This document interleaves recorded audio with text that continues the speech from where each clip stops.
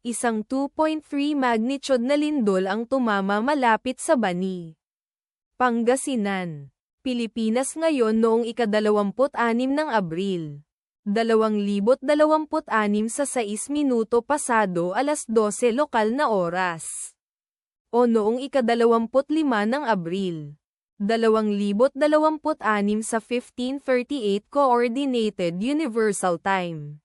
Tulad ng iniulat ng pagtuklas ng bulkan sa website nito, ang lindol ay matatagpuan sa mababaw na lalim na 21.0 na kilometro sa ibaba ng ibabaw. Sa mga coordinate latitude 16.18 at longitude 119.85.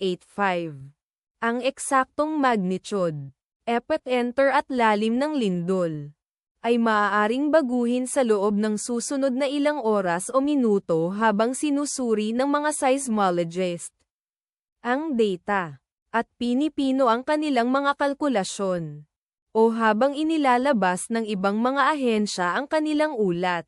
Kabilang sa mga bayan o lungsod na malapit sa sentro ng lindol ang Lingayen, Pangasinan, na matatagpuan sa 44 kilometers o humigit kumulang 27.3 milya mula sa sentro ng lindol.